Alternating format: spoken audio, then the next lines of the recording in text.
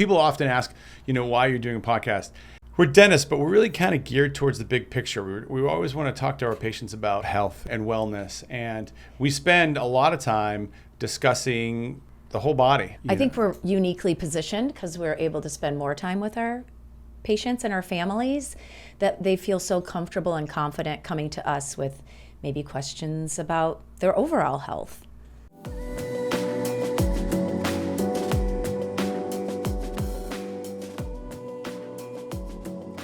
We often discuss is the 3 pillars of health, and I bring this back all the time. Yeah, this is like a daily discussion. It really with is. Every patient. And so, when I was younger, it was exercise and diet, and I really thought, and then sleep.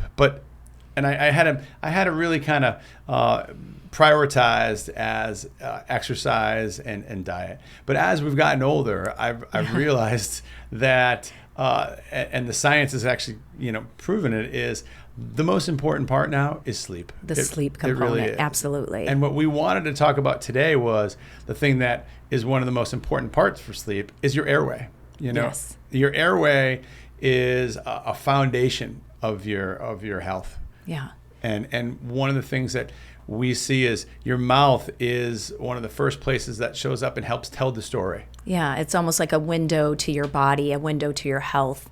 It gives us a little insight to maybe what's going on or what's starting to go on. Absolutely. Yeah. And we're kind of in a unique position to see that before it really shows up systemically. When people have problems with their airway, people have a hard time breathing, or people, have a hard time sleeping. And so we really wanted to spend a time on this podcast kind of, narrating what we see and how we can help as your dentist. Yeah. And then we're also going to have an episode that really focuses on the child, because I'm in a unique position and children are growing and developing. And how does our airway affect our growth and development? And what could be some things that we're looking for, maybe what parents you might be looking for? And can we make maybe some little changes, some little modifications that could set a child up for a lifetime of great health? Yeah, so we thought there's too much information Yeah. to cover in just one. We'll really kind of break it up for the adults versus the children. I'm actually pretty interested in learning more about the children part as well, too, because it has a big factor. Setting up that patient for success when it comes to the airway makes a gigantic difference in my job, because when I'm seeing the adult, a lot of times they're in a position where they've had an airway problem or some type of issue that is now causing damage to their adult teeth. Yeah, you may be seeing the effects of like a change in airway or airway obstruction.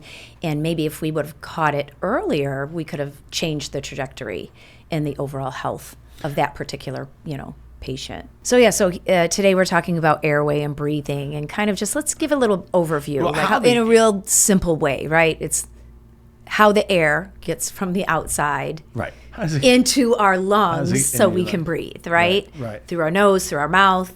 How does it journey there? Yeah, how do we get there? Like how the air gets from the outside into your lungs. Yes, exactly. Right? And so, and we don't even think about it. It just happens, right? Yeah, it's pretty breathe. impressive, right? And it's in through our mouth or our nose. We don't really care as long as it gets in there, right? Yeah. And so, but it actually is important, and how it gets in there and the pathway it gets in there is really important. Yeah. Turns out it's actually more important to get in through your nose than your mouth. Who would have thought? Right? I know. Like in through your nose is significantly more healthy than breathing through your mouth. Right. You get more oxygen when you breathe through your nose. Yeah. And the air that comes through your nose, it has to go through all these little crazy little turbinates. There's all these little think of like what it does. Of course, it's set up to like, filter our air, to warm our air, to condition it for our lungs.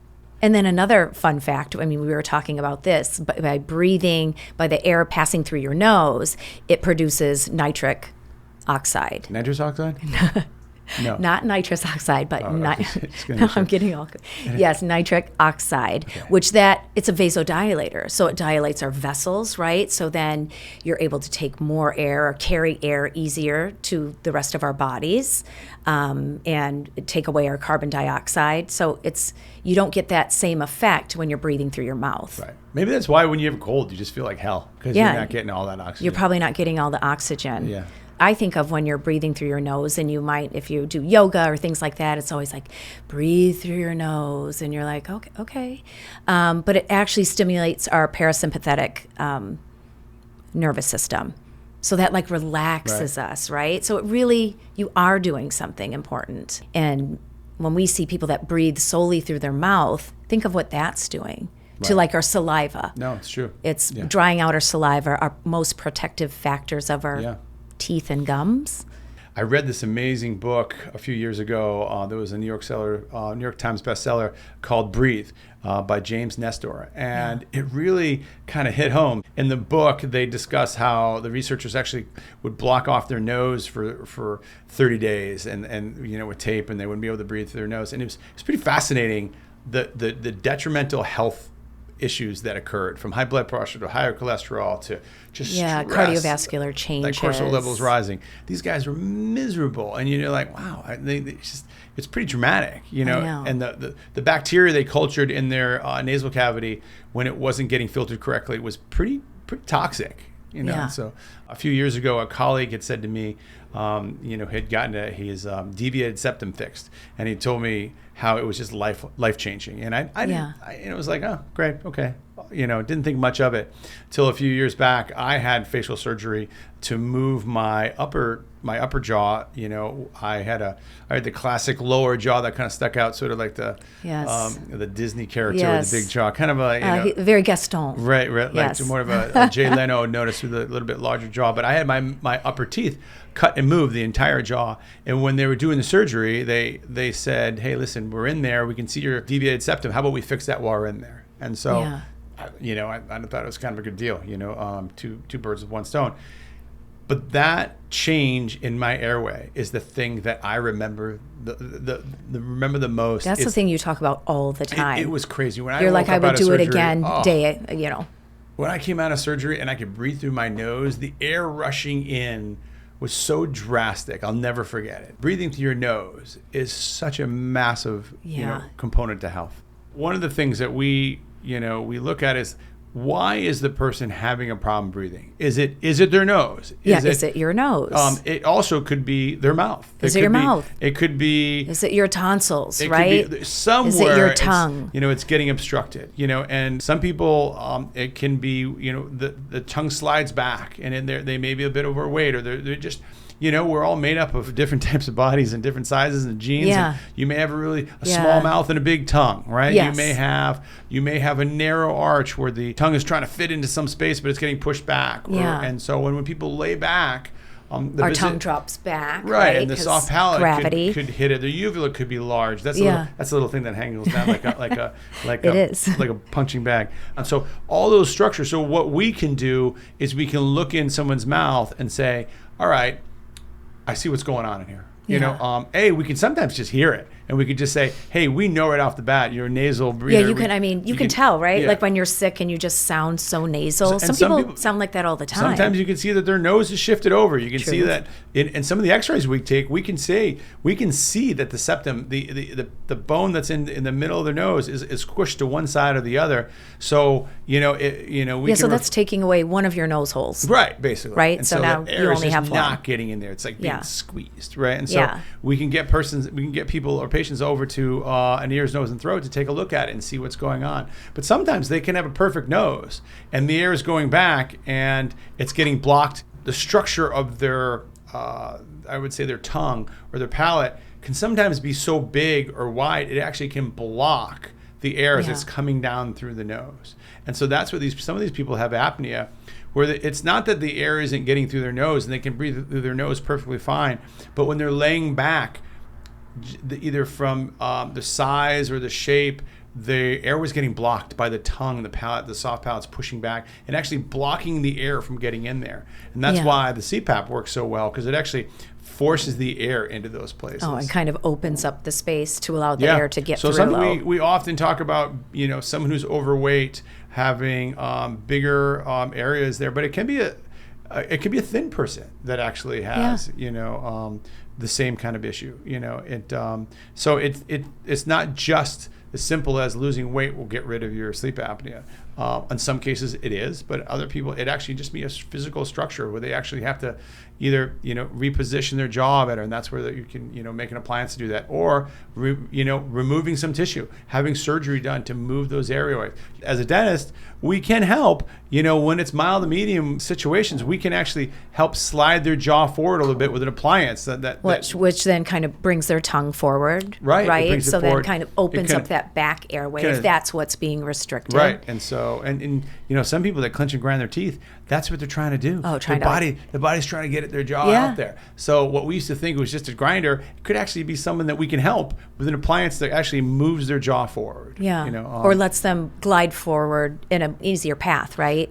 With like some of your night guards that you might fabricate. Yeah, 100%. And things like that. So it's really a question of going, hey, we can see what's going on in there and help to steer what direction. And sometimes we can make something that helps the patient. Sometimes we can get them to the right person that will also help them as well too. And so I've been a huge advocate to my patients who have issues with their breathing to look at some of those different possibilities. And so as a dentist, we evaluate our patients when they come in. We see them. We see the different aspects that.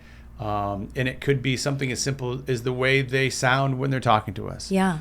And even the way that they walk in, like, are they like breathing in and out of their mouth and just look a little, that they're tired or struggling a little bit. We're kind of even looking at their posture and how they're making their way into the office. Right. Now, one of the things that we'll say is, in our health history form is, do you snore? Do you feel tired? Do you feel worn out even after or does your sleep? Partner tell you you snore? Yeah. And I have my parents that will come in with, they're checking on their children all the time, like videos to show me, like, Dr. Filstrup, look at this. Like, look at how it seems like they're not breathing. And then all of a sudden they're waking up and taking a big breath. Like, what does this mean? And a restricted airway could have these different factors. It could cause, sleep apnea. Yeah. And what we've learned is not sleeping well has such a huge effect on your health. Well, think about even when you have one night of restless sleep or interrupted sleep the next day. Yeah. Like, it's hard to even do simple tasks. Someone who's got a great airway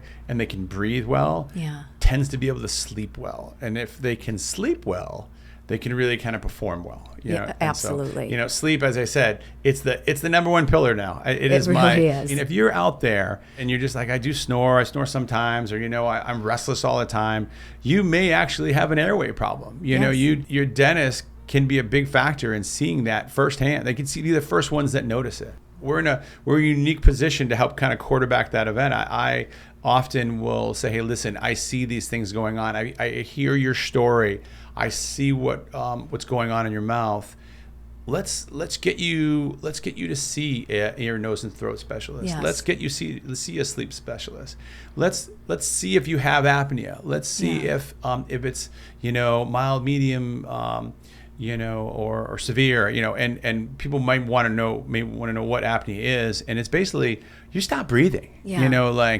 Some people, the airway starts to close up when they're sleeping, and they never get to reach deeper sleep that helps the body heal. Your body needs that healing potential from having quality sleep, and so you can't cheat the system. No. And so if a patient has mild to medium sleep apnea symptoms, we can make them appliances that help open the airway up and give them some more ability to breathe well. Some people, it's just, they have either medium to severe apnea where they can't breathe much at night, and that's where the CPAP really comes into play. Yeah. I'll have parents that maybe their children, they start talking about, they're not really regulating their behavior so well, or they're acting, kind of mimicking almost a little bit of ADHD, but that's not what it is. And maybe it's because they're having such, disrupted sleep that they're just tired kids. I might be kind of like their advocate to say, hey, we got these tonsils that are so huge, they're taking up the airway, we're not breathing, and to help them to find the right, ear, nose, and throat, and to really give them the confidence to know that, hey, no, this is important, and I want to move forward with finding out more. That reminds me, do you remember we had a patient that the mother was complaining about their child always clenching and grinding their teeth? They were younger. And we happened to look in the airway, and we could see that the child had huge tonsils. Yeah. Like you could barely see into their mouth. Yeah. And we had recommended them to see an ear, nose, and throat specialist to take a look at Yes. that. And the mother, I remember the mother, she came back. We this is years ago, but we had lost track of her for a year or two. And she came back in, and she's like, I got to tell you, you guys changed my child's life. Yeah. She had to struggle to get a physician. Yeah. And maybe, and those are the stories that keep me, I mean, even in my own family, my nieces and nephews, like when the airway we know is a factor, and then we go and whatever their change might be, maybe it is large tonsils and adenoids, and then the change, they have the surgery, and then all of a sudden the child's able to concentrate, the child's able to sleep, the child's able to now partake in going to sleepovers, because sometimes with these children, bedwetting may last a little bit longer if they're not breathing well because you're not sleeping well.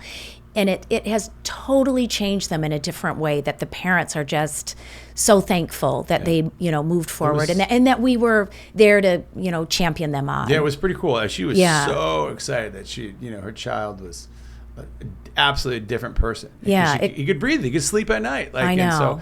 So for, our listeners or patients at home that they kind of feel like they have trouble with their airway or breathing, or, they're in the midst of going to see an ENT, is there anything that they can do, like over the counter, or any practices that they could do to assist their airway? There's a lot of stuff out there that can help. You'll see people that sometimes we use nose strips that can go on there. And I know I've had some patients that have used those, and they stick to the top of the nose, and they kind of open the airway. Another thing that people have been trying to do now too is using mouth tape. We've talked about how important it is to get the air through your nose than your mouth. Yeah.